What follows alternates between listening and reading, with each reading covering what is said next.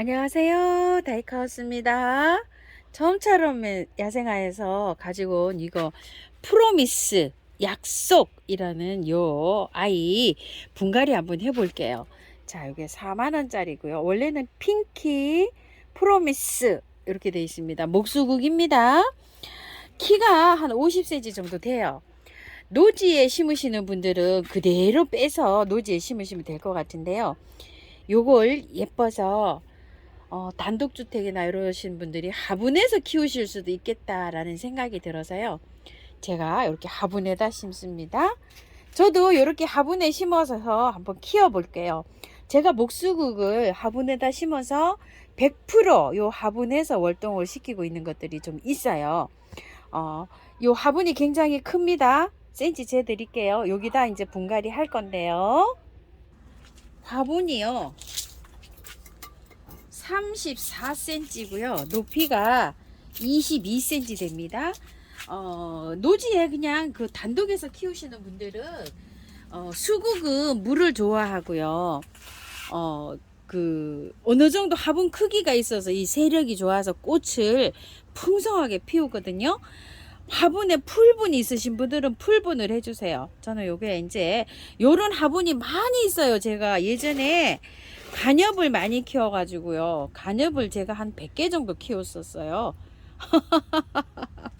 그래서 이런 큰 분이 많아서 저는 여기다 이제 이렇게 심어 보는데, 무엇든지요, 그, 분갈이 할 때 제일 중요한 게 배수층을 잘 까는 거예요. 아무리 흙도 물론 신경을 써야 되겠지만, 아무리 좋은 흙이라도 배수가 안 되게 심으면 화초가 잘 안 돼요. 배수층을 정말 신경을 써야 되는데, 모든 분들이 배수층을 신경을 안 쓰고 분갈이 하시는 분이 많아요. 화분에서 특히. 자, 화분에 밑에 보세요. 란석을 많이 깔았어요. 이렇게 쭉쭉 되게. 그리고 이렇게 란석이랑 이렇게 굵은 거를 요 란석을 쓰게 되면 배수층에다 골라서 쓰기가 편해요. 그래서 저는 항상 이 굵은 거를 쓰는데요.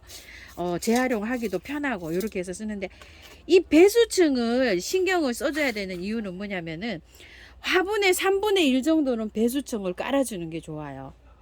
어떤 분은 배수층 깔아라 하는데 이렇게 얇게 이렇게 한 층으로 깔잖아요. 그거는 잘못된 배수층을 형성하는 거예요. 화분의 3분의 1 정도는 적어도 배수층을 깔아줘야 돼요. 그래야지만 하초가 잘 돼요. 그리고 요게 란석을 이렇게 쓰게 되면요, 이 란석 사이로 뿌리가 다 내려가요. 공기 밑에 물도 잘 빠지면서 통기도 잘 되면서 이렇게 하는데, 흙값보다요 요거 값이 더 싸요. 그러니까 이거를 많이 채워서 분갈이를 해보세요. 그래서 항상 배수청을 신경 써야 된다는 거 요거 말씀드립니다. 꽃 한번 볼게요. 꽃이 요렇게 라임색으로 펴갖고요, 핑크가 요렇게 물들기 시작해요. 그러면 요렇게 아주 밝게 요렇게 물이 듭니다. 근데 요거는 수영이요, 이렇게 꽃몽우리가 요렇게 돼가지고, 일반 뭐 라임라이트라든지 이런 거는 수영에 막 늘어지기도 하고 막 이렇잖아요. 요거는 꽃색도 이쁘지만 한번 하영을 보세요. 딱 요렇게 서가지고 꼿꼿하게 서갖고 요렇게 잘 자란답니다요. 대를 한번 보세요. 이렇게 꼿꼿하게 이렇게 서 있잖아요.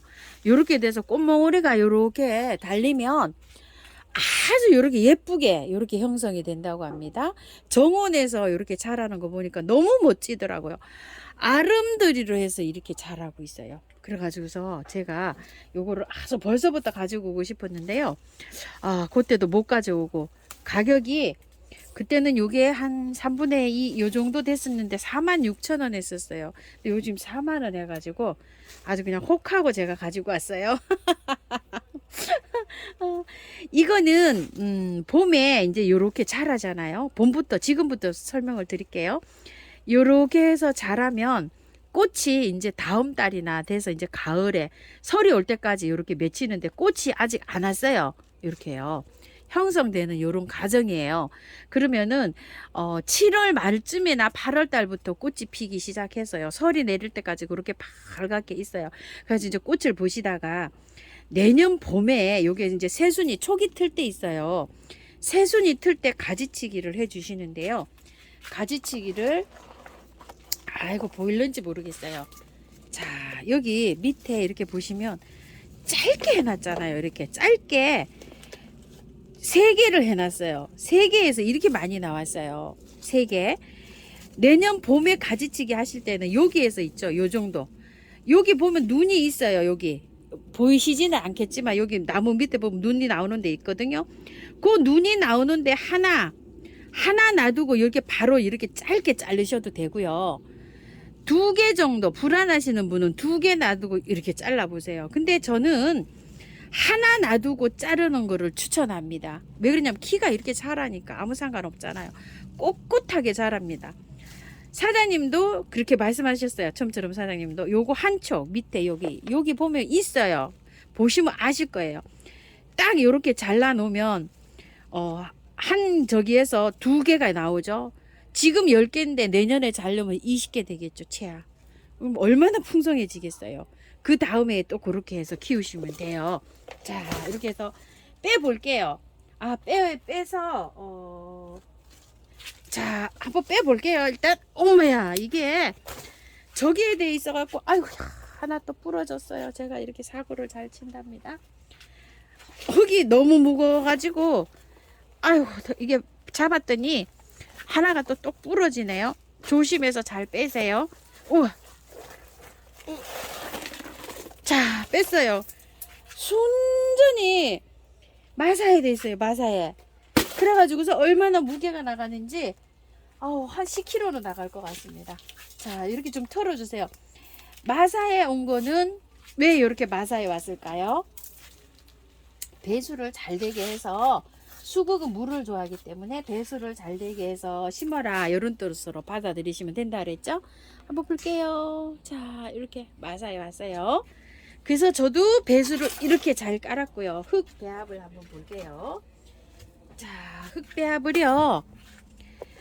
화분이 크죠. 무게가 나가서 펄라이트를 20을 넣었어요.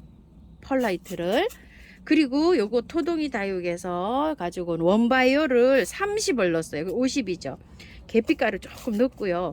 여기 아래는 뭐가 있냐면 재활용 흙이에요. 그냥 이렇게 나와 있는 거. 요걸 50을 넣었어요. 그래서 100으로 맞췄는데요. 새로 새 흙에다가 이렇게 비비실 분들은요. 요거 원바이오 이렇게 원바이오가 아니어도 괜찮아요. 그냥 상토만 아니면 괜찮아요. 바트기어도 되고 구매한 흙이 있죠. 뭐 많이 물으시던데 그런 거 다 괜찮습니다. 단 상토는 발효되지가 않은 거예요. 용토를 사용하시고 분갈이 흙이라고 되어 있는 거 쓰세요. 거기 50에다가 마사를 30 정도 넣고 무게가 나가니까 펄라이트 20 정도 넣어서 비벼 보세요. 저도 화분이 커서 이렇게 펄라이트를 넣어서 이렇게 비빕니다요. 자, 이렇게 해서 비벼서 만날게요. 비빈 흙이 이렇게 나왔어요. 여기 이제 준비해 놓은 요 위에다가 넣을게요. 자, 이렇게요. 흙이 많아서 펄라이트를 좀 많이 넣었어요. 이렇게 제가 노지에 심지 않고 그냥 화분에서 이렇게 키워볼 적입니다요. 우와 우와 해서 이렇게 넣는데요. 이거를 조금 좀 그 무게 때문에 하시는 분들은 조금 이렇게 다듬어서 해주세요. 이게 지금 뭐 흙이 무거워 가지고서 아주 이 들고 다니려면 옮기시려면 굉장히 좀 힘드시잖아요. 이게 자 이렇게 해서 넣어도 괜찮아요. 저는 이렇게 넣어서 이렇게 하랍니다요. 굉장히 무게가 나가요. 지금 보이나요? 자 이렇게 해서 화분에 맞게 이렇게 해서 앉히시면 돼요. 조금 좀 털었어요. 저는 이렇게요. 와, 요렇게 조금 다듬었어요. 제가 이렇게 해서요. 자,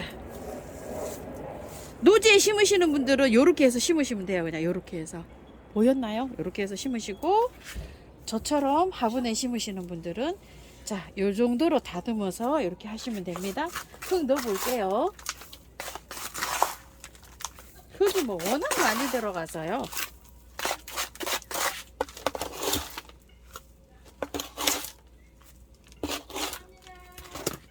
자, 이렇게 됐고요.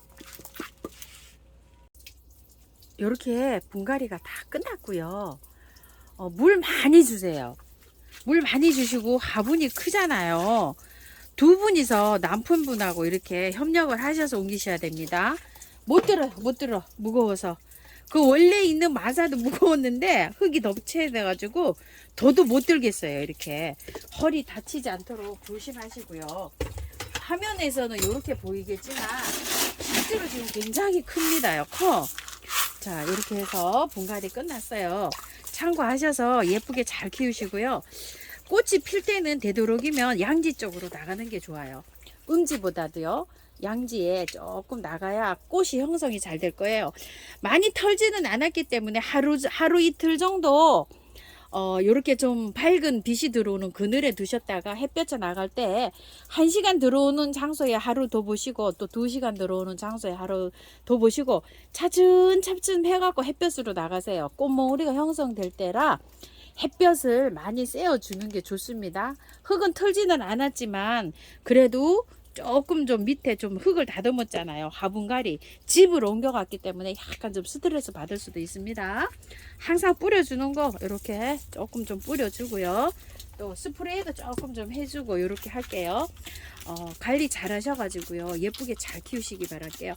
수국을 베란다에서 키우기를 원하시는 분도 좀 많으시고 주택 하단에서 월동이 잘 될까요? 하시는 분도 많으시고 또 어떤 분은 강원도에서 수국을 사다 심었는데 하나도 또 안 됐다고 또 하시는 분들이 많으세요. 그런데 힌트는요.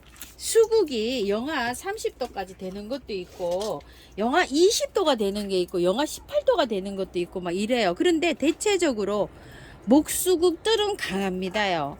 목수국들은 강한데 노지에 심어서 활착이 잘 되는 아이들은 괜찮은데 강원도에서 이제 단독주택에서 화분에 키우시는다는 분들은 또 계시더라고요. 수국이 다 얼어 죽는다고 하시는데 되도록이면 산수국, 목수국을 키워보세요. 그렇게 하시고 또 하실 때는요. 활착이 잘 될 거 화분을 크게 사용해 주세요.